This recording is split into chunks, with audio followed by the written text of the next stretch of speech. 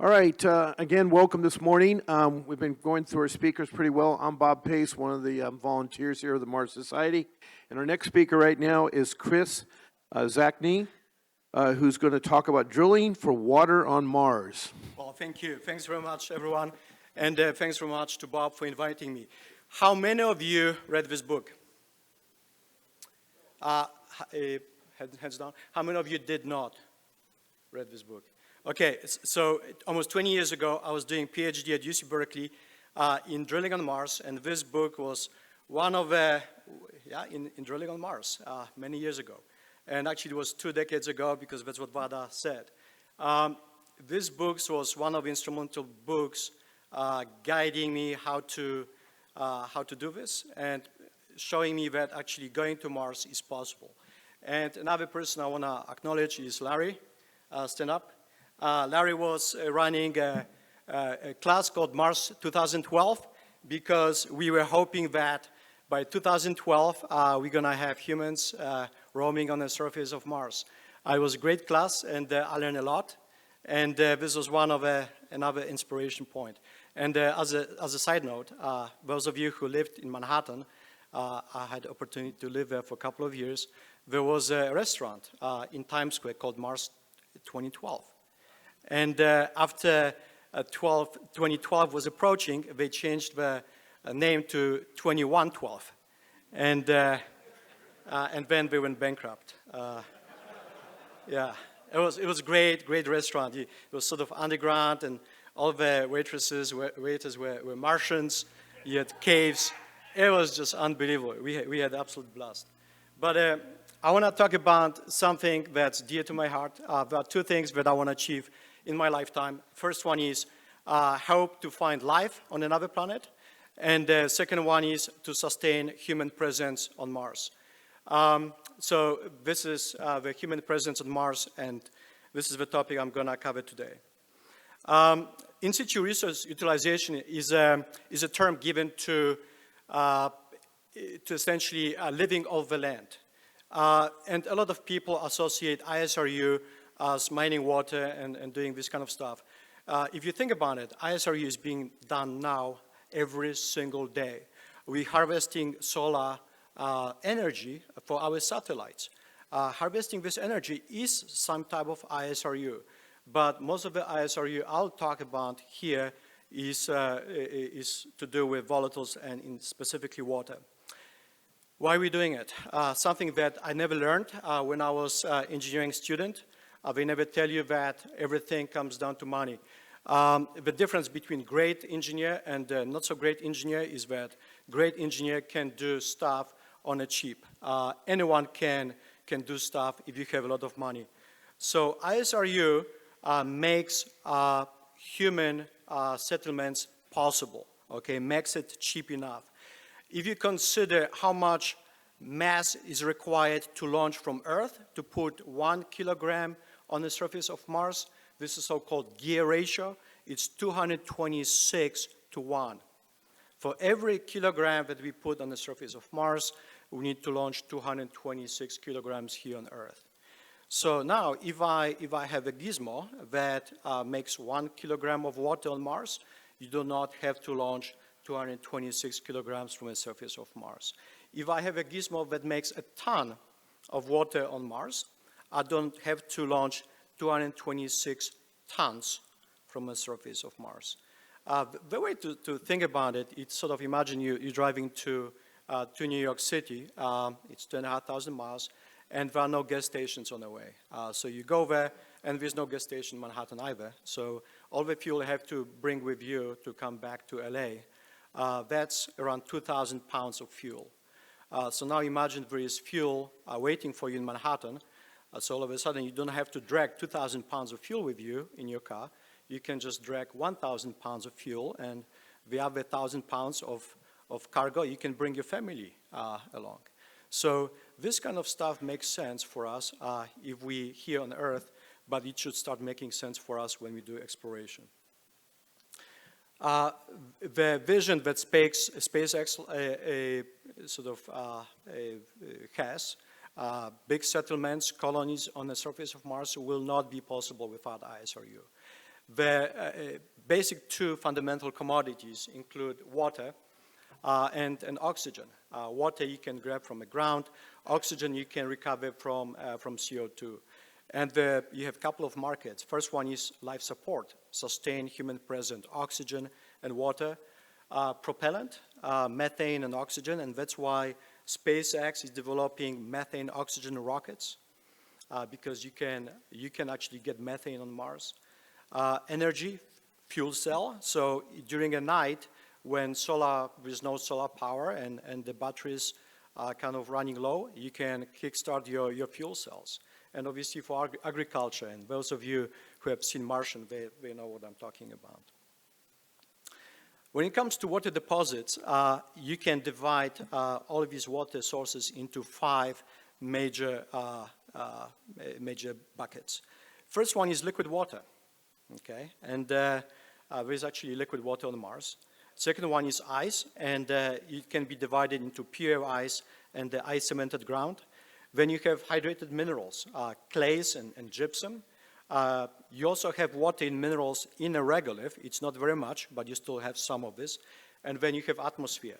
So over the next 25 minutes or so, I'm going to talk about how do you get this resource from each of these locations, except for atmosphere.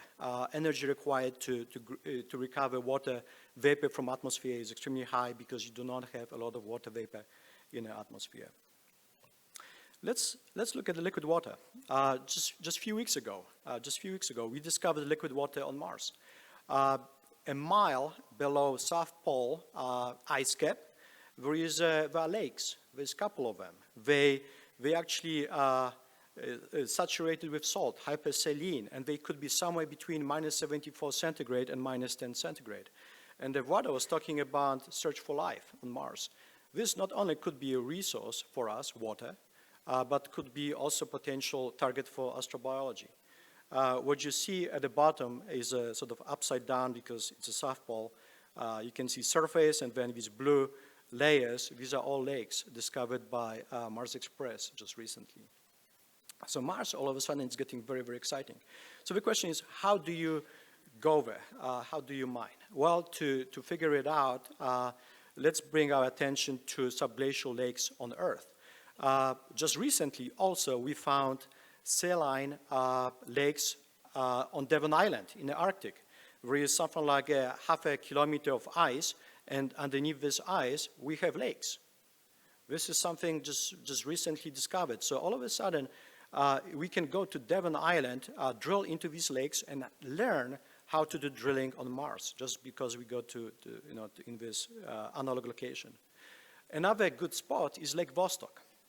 Lake Vostok is in Antarctica. It's a lake covered by 4 kilometers of ice, and actually we managed to get down and drill into this lake. Took almost 20 years to do this, but we managed to do this, and we managed to sample some of this water. So just because we know how to do it here on Earth, we know it could be possible on Mars. We just need to do some technology development. If you look at how we do it here on Earth, to me the question is, can we actually fit within a mass? Because it's all about mass. This drill shown in the picture, it weighs around 100 kilograms and drills to 2 kilometers in literally 100 days. That's 2 kilometers, it's plenty for drilling in the South Pole and getting down to the lake. So all of a sudden, the plot thickens. Something that we've been using here on Earth, power and mass-wise, you could potentially put on the surface of Mars and poke a hole in the ground. And that's what we've been doing. What you see in a picture next to the U-Haul truck is a drill. This drill is 4.5 meters long. It's 2-inch in diameter. When you go to Home Depot, you have a big drill, followed by a small drill bit. This is the reverse. Our drill bit is actually slightly bigger than the rest of the drill. And everything that you need to drill, all the actuators, electronics, computers, Z-stages, everything is packaged in this slim tube. It's called a wire line because it's suspended by a wire. So now to go deeper, you do not have to bring additional drill pipes like folks in oil and gas do. You just unspool more of the wire. And your wire provide data and power down to the drill. So using this drilling system, we managed to drill 2 holes in gypsum. And by the way, there is gypsum on Mars. We drilled 13.5 and 10.5 meters holes. And the drill is 4.5, which means 3 times the length of the drill. The hole was 3 times the length of the drill itself. And the only thing we saw was the wires coming out of the hole. You didn't see the drill. Entire drill was below the surface. So with these kind of technologies, you could potentially drill down. We got a contract to work on a follow-up drilling system. It's called Watson. It's actually not, we decided to repackage everything. It's 4 meters long, around 100 kilograms, weighs around 1 kilowatt, and actually you can place it on a Curiosity-sized rover. So what you see here is a rover with a drill right in the center that can be deployed, and you can poke a hole down and get down to the ocean.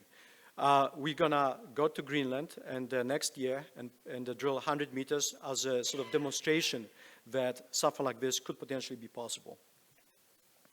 Let's switch gears and talk about pure ice. And before I start telling you how to do this, let's go back a decade. In 2008, Mars Phoenix landed on the surface of Mars. It had a scoop and a drill bit to capture icy soil and ice. This is the first time in human history we touched ice on the surface of Mars. And we found that ice is salty. It's got the perchlorates. But we did this. The mission lasted for just over 100 days. It was a groundbreaking mission. If you look at the picture on the bottom left, what you see, these patches, that's pure ice. That's pure ice, literally few inches below the surface. Mars Phoenix landed up north. During winter, this area is covered by 10 feet of carbon dioxide snow. So obviously going there, it's going to be really tough and surviving in winter. That's why going further south makes sense. And also, just recently, again, we found glaciers. There are literally glaciers, 100-meter deep glaciers below a couple of feet of regolith. And they're not 60, 70 north. They're somewhere around 35 north. So they're in a location where actually you can go and make a settlement. And the primary location would be Arcadia Planitia on the left-hand side. We found craters. These craters show exposed ice, so we know a few feet below the surface we have tens of feet, tens of meters of literally pure ice. These areas are relatively flat, so you can actually land there without worrying about hitting big rocks. It's in a low latitude, which means you can rely on solar power. It's relatively warm. And it's also in a northern elevation, which means you have a lot of atmosphere to slow you down because it's deeper down. So this Arcadia Planitia in particular is also a spot that SpaceX has been looking at for putting a first human settlement on the surface of Mars. And all the things that you're looking for, everything kind of works out. You have water, you have energy, it's pretty close, and you can launch humans back to Earth from this location. So how do you mine this kind of water? And again, to figure it out, we turn our attention to Antarctica. Previously, this is South Pole in Antarctica. For decades, the way these guys were getting water, they would go outside, they would shovel snow, they would melt that snow, and they would have a drinking water. And then this guy, Rodriguez, came up with an idea. How about drilling a hole, say 20, 30, 40 meters below ice, and warm up this cavity 10, 20, 40 meters below, and they pump the liquid water out to the surface. And this so-called Rodriguez well is right now, has been working for almost 20 years, is a primary source of liquid water in the South Pole. So what you see on a picture on the left-hand side is a pump. This pump essentially pumps warm water to the surface. Some of this water goes through a heat exchanger. It heats up into the steam.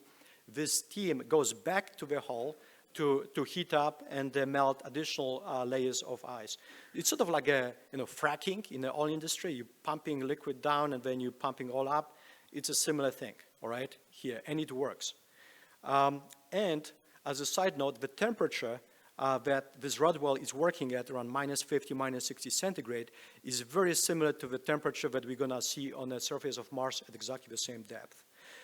So when I saw all of this, I put a proposal together called Red Water. And this proposal got funded. The project is starting right now. But over the next couple of years, we are going to be developing technology that will make this water extraction feasible. What you see here is an athlete rover, and some of you may be familiar with this, with two critical technologies. The first one is called tubing. It's this tube that's on a drum right in the center. This coiled tubing is essentially a drill. The tube unspools, makes a rigid tubing, and goes below the surface. So it's sort of different from what oil and gas is doing with the drill pipes. Instead of having drill pipes, you have a tube that's continuous. At the bottom of this coiled tubing, you have so-called bottom hole assembly. And this is where all the magic happens. This has drill bit, this has pumps, this has heaters. This thing essentially drills down into the water, warms it up, liquefies it, and pumps it up to the surface. So something like this is feasible because it's being done here on Earth. This is called tubing. This is actually a system that's being deployed in the outback Australia every single day. It weighs something like 15 tons. It drills 500 meters below the surface. The drill is a tube. It's essentially a tube. It could be a steel tube. It could be made out of composite material. But at the end of the day, it's a tube that you can use to drill down and you can use to pump water to the surface. So if you know nothing about aerospace and you look at this drill rig, which doesn't look very big, it's 15 tons. It drills 500 meters at a meter a minute. So now, if your goal is to not go 500 meters, but to go, say, 10 or 20 meters, you can keep on scaling everything down. Substitute steel for very light titanium, and all of a sudden, something like this could weigh maybe 1, maybe 2, maybe 3 tons. And the SpaceX BFR can put 100 tons on the surface of Mars. So things like, rigs for ISRU can be absolutely feasible. We actually developed this kind of coiled tubing as a drill. This drill weighs 1 kilogram and drills a couple of meters in a soil. Something that just weighs 1 kilogram is the size of a shoebox. What you see is a flat tape. It's a composite material, unspools, and this flat tape makes a tube. So you start with something tape, and then it becomes a tube. And on the right-hand side, it essentially unspools. So you can bring something that's really, really small that can penetrate literally meters below the surface. And this test was done under Mars conditions in this big Mars chamber, drilling 3 meters below the surface. And pretty soon, you will see the cuttings or regolith being blown out of the hole with the compressed air at the speed of 2 meters in 2 minutes. So you can see this, this powder coming out, making this beautiful curtain. So stuff like this works. Let's look at the ice-cemented ground. First question we ask, how strong is ice-cemented ground? And the folks that live on the East Coast in winter, they know it can be as strong and stronger than concrete. Us living in LA, we don't have the same baseline. So we did a bunch of tests. And we measured compressive strength on a y-axis versus density and water content. Bottom line is, icy-soil is as strong or even stronger than concrete. So how do you dig into this thing?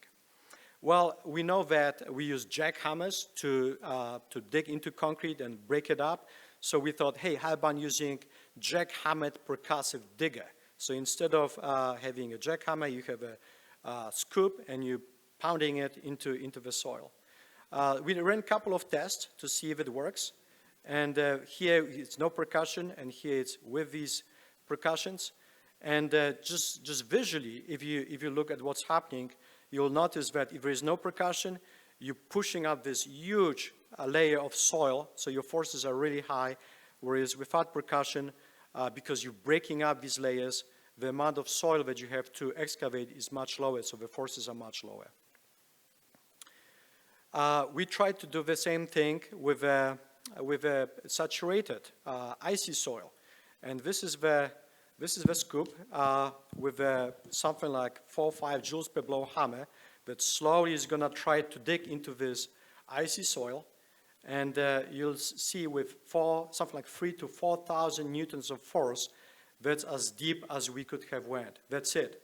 That's all you can do in an icy soil. It just stops. In the same bin, we took a hammer drill, and we realized that actually with hammer drill you can drill down and penetrate and capture, make a hole this way.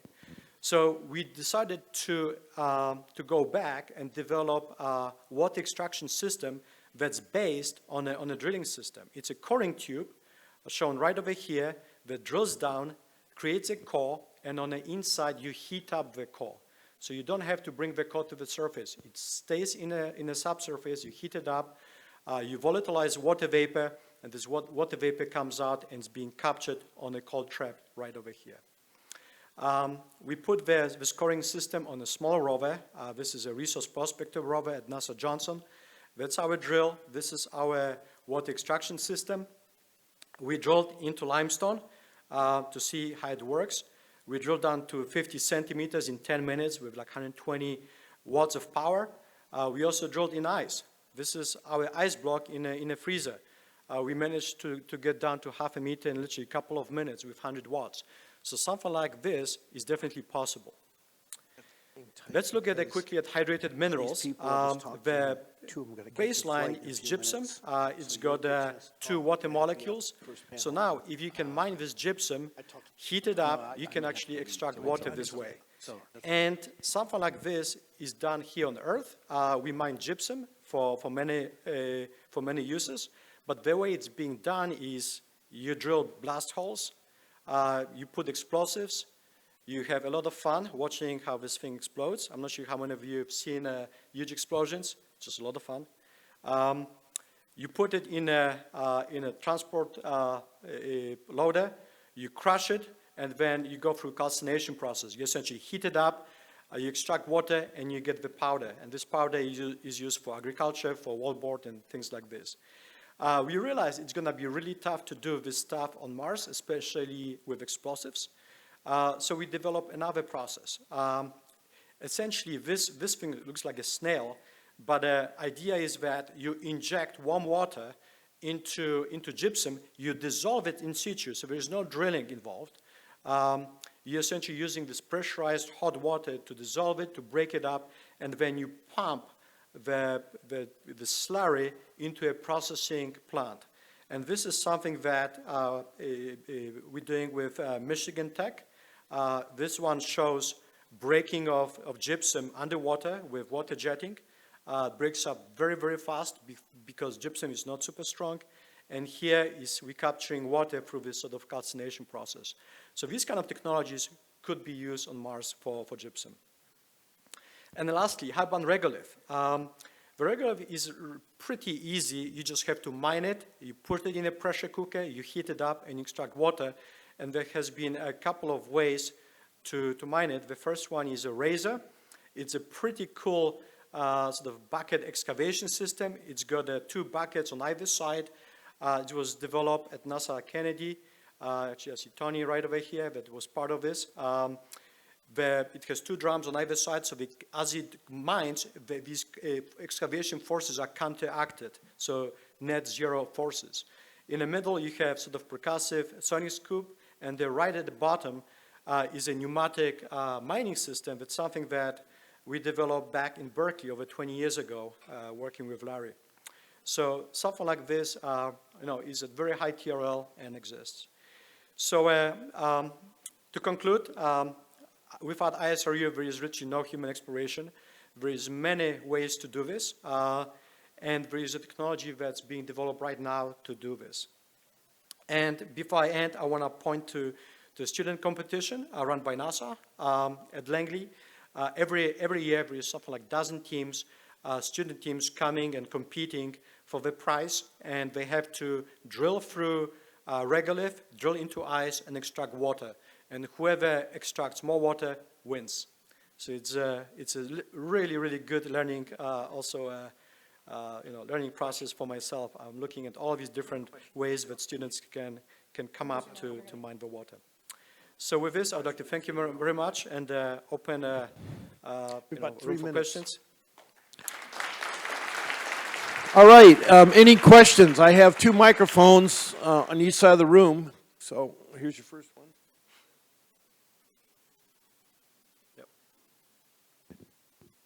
Do you expect the water and the water ice to also contain perchlorates, as some of the soil does, and does that cause any issues with either corrosion of the equipment or with the usability of the water mined for either drinkable water or rocket fuel or other things that you would have to distill it or do other things with it before you can use it? It's a very good question. So we know there are perchlorates in soil. We haven't found a positive determination of perchlorates in ice because we didn't really capture pure ice and analyze just pure ice. We analyzed ice with soil, and we know soil has perchlorates. But there is a high probability that ice does have perchlorates because of these lakes that we discovered. They have to be super saline at minus 10 centigrade to minus 74.